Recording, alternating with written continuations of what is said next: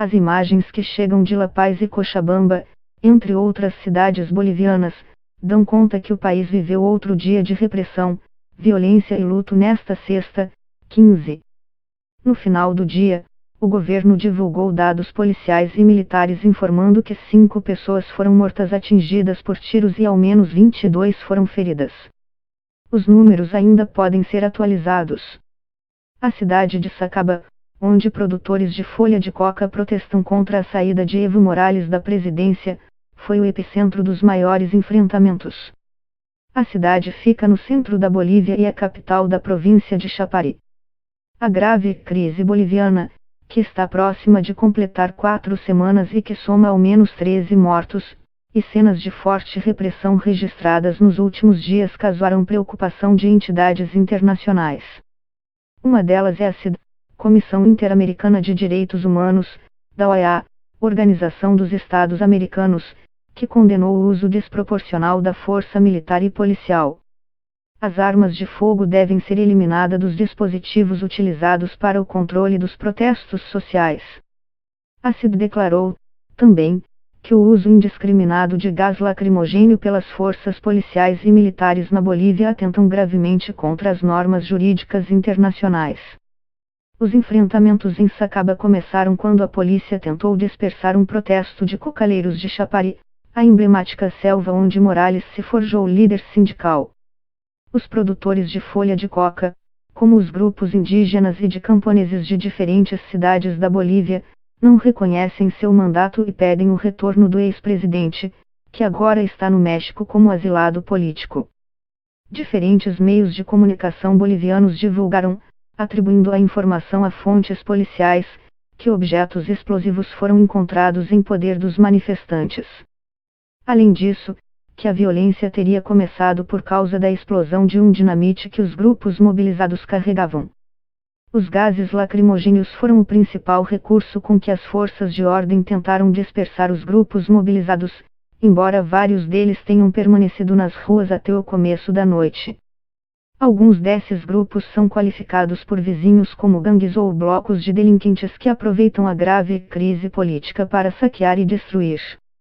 A CID expressou sua preocupação com o acionamento das Forças Armadas nas operações combinadas realizadas na Bolívia desde o início da semana, diz a entidade.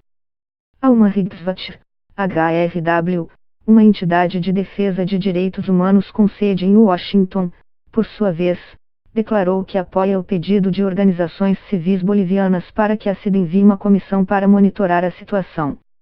José Miguel Vivanco, diretor para as Américas de HRW, disse que era alarmante que algumas autoridades do governo de AIS queiram perseguir políticos adversários ou processar jornalistas.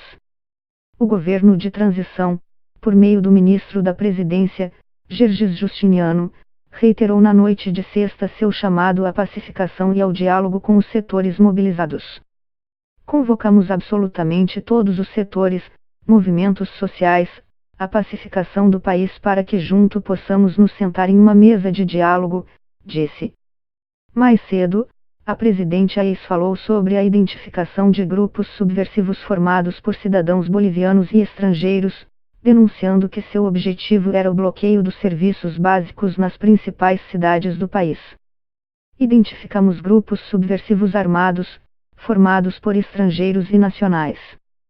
Identificou-se uma estratégia de bloqueio aos serviços básicos como um mecanismo de asfixia às capitais, com grupos de pessoas que não estabelecem um argumento específico para justificar esses delitos contra a sociedade, declarou a mandatária. A Dian Infonet, AIN, uma entidade de pesquisa que trabalha na Bolívia e tem diversos contatos com cocaleiros de Chapari, compartilhou listas de pessoas feridas por balas que, segundo as publicações, chegam a 33. Declarou, também, que o país vive um estado de violência. Enquanto isso, a Defensoria do Povo, uma instituição boliviana estabelecida pela Constituição e encarregada de assegurar o cumprimento dos direitos humanos no país, exigiu que o Ministério Público abrisse uma investigação imediata para estabelecer quem são os responsáveis pelas mortes em Sacaba.